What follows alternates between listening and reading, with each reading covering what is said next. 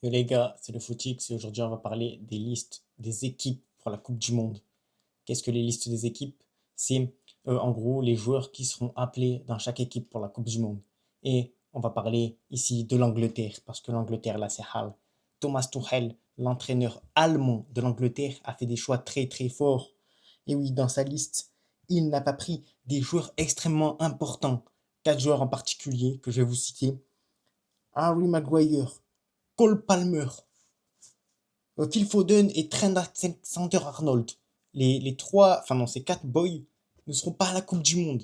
Les gars, c'est une dinguerie. Soi-disant, il a dit ça, il a dit qu'il avait fait ses choix pour préserver l'équilibre du vestiaire, je sais pas quoi, parce qu'une Coupe du Monde, ça ne se gagne pas qu'avec les meilleurs joueurs, mais avec un vestiaire équilibré, mentalement, physiquement, socialement, spirituellement, sexuellement, enfin vous avez capté.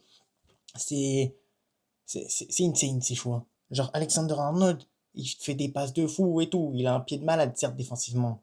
C'est moins ça, mais même si avec le Real Madrid, la saison, elle est complètement foirée, c'est Trent Alexander Arnold quand même. Il sort un caviar à la dernière minute. Jude Bellingham, but. C'est bon, c'est fini. Tu gagnes la coupe, tu peux passer des tours comme ça, hein. Et surtout avec l'Angleterre commencée. Après, voilà, ça montre aussi la nouvelle mentalité de l'Angleterre. C'est un peu. Enfin, Thomas Tuchel essaye de faire de l'Angleterre un club, entre guillemets, genre une équipe soudée, avec des bases solides, pour aller chercher la Coupe du Monde. Est-ce que ça va marcher? Je ne sais pas. Mais même dans des interviews récemment, il avait encensé les équipes en finale de Ligue des Champions, que ce soit Arsenal ou le PSG, en disant que c'était des équipes de fou, je sais pas quoi, machin truc. Même avec le pressing et tout, que tout le monde doit faire tous les efforts et tout. Enfin, c'est incroyable. Alors moi j'ai hâte de voir ce que va donner l'Angleterre. En plus Cole Palmer, Cole Palmer, les gars, moi je kiffe trop. Quand la finale de Coupe du Monde de club. Et il sera pas là, il sera pas là. Ça fait mal. Harry Maguire aussi. Harry Maguire, your defense is terrified. C'était ça la chanson. Mais là, il a son prime apparemment. Manchester United et tout. Même Phil Foden. Bon, bah, Phil Foden, c'est moins ça, mais vous connaissez. Ça me rappelle aussi, par exemple, Cole Palmer, qui a le Chelsea, que le nouvel entraîneur du Chelsea s'appelle Xabi Alonso. Ah, ça va être incroyable. Moi, j'aime beaucoup Chelsea comme club. Enfin, j'aime bien les clubs anglais, la plupart. Mais j'ai hâte de voir ce que ça va donner. Xabi Alonso à Chelsea, je pense qu'il peut faire une dinguerie, hein. À tout moment, là, dans 2 3 ans, Chelsea reprennent une LDC, hein. On ne sait pas. Parce qu'eux, ils arrivent de nulle part. Tu t'y attends le moins, et bim, ils prennent une petite Ligue des Champions. Après, ils repartent pendant 10 ans à faire je sais pas quoi, jouer l'Europa League et tout. Et puis ils reviennent et ils te reprennent une LDC. C'est comme ça que ça marche là-bas. Enfin bref, hâte de voir comment ça va évoluer. Euh, de Xabi Alonso à Chelsea, après le Real Madrid, il part à Chelsea. Tout le monde s'attendait à ce qu'il parte à Liverpool. Au final, non. Arne Slot va rester. Et c'est très. Enfin, ça annonce du lourd, hein, pour la première ligue et tout. La concurrence, si Chelsea revient et tout. Bah, après, chaque année en première ligue, tu as des équipes plus fortes et des équipes moins fortes. Enfin, le niveau change à chaque fois à Liverpool. Une année, ils sont à leur prime, une année, ils galèrent.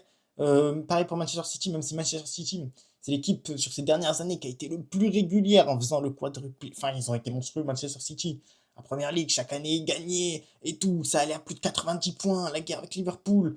Pep Guardiola versus le bon vieux Klopp. Enfin bref, insane. Ça me rappelle aussi que Pep Guardiola quitte Manchester City. Et ça, c'est insane quand même. Où va aller Guardiola maintenant? Après sa grande histoire de 10 années avec Manchester City, moi les gars, j'attends Guardiola en Espagne, hein.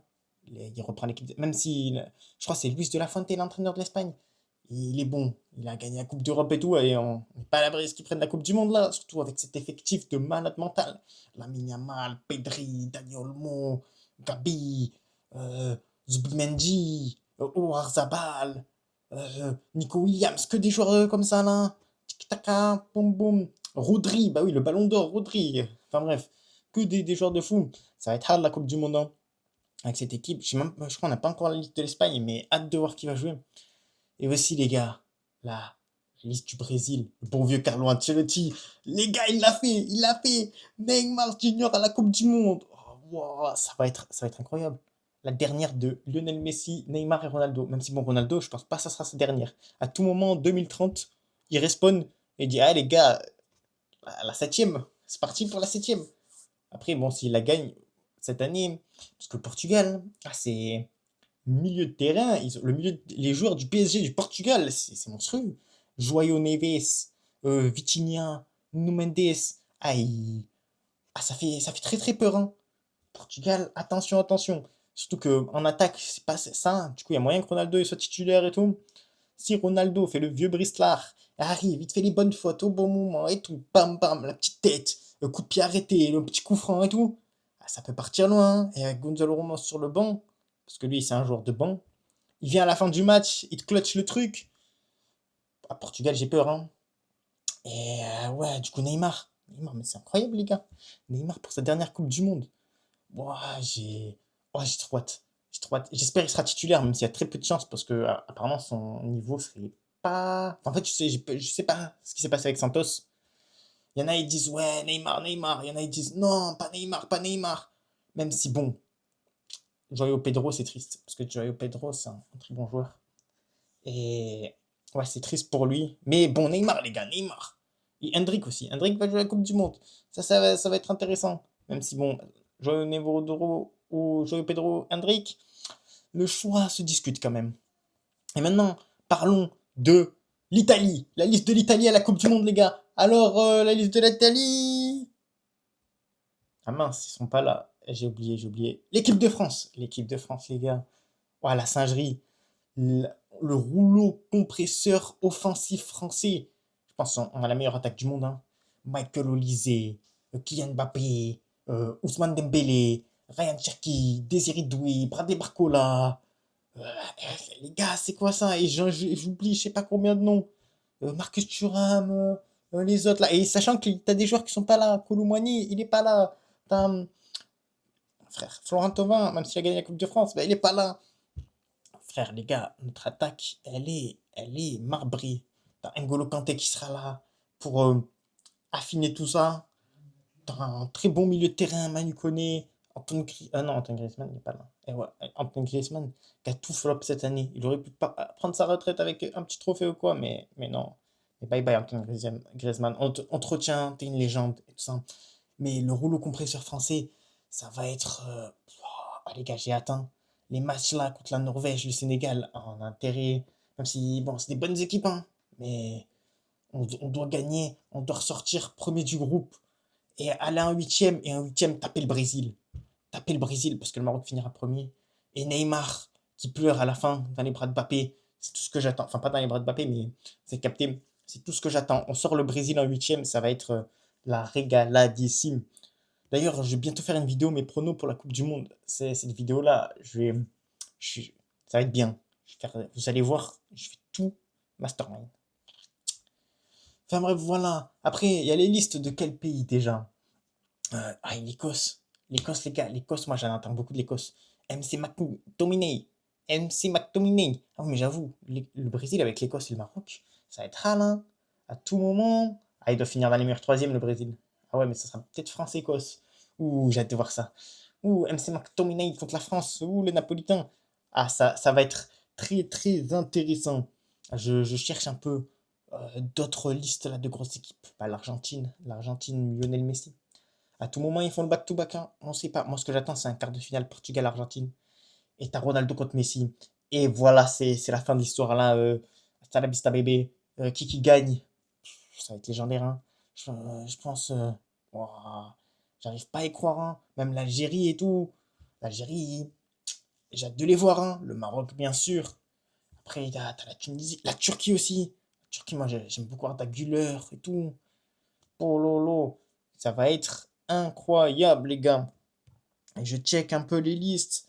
Mais ouais, il y a aussi, ça me rappelle, il y a une nouvelle mécanique que font les entraîneurs par rapport à la Coupe du Monde. C'est qu'ils prennent genre, au lieu de 26 joueurs, 28 joueurs. Et ils partent dans un camp d'entraînement. Et genre, il y a deux joueurs à la fin, il est next. Et pour bien tâter le terrain et tout, bien savoir qui va jouer où, tout ça, l'atmosphère dans le vestiaire et tout, et avoir un peu plus de joueurs pour plus de possibilités.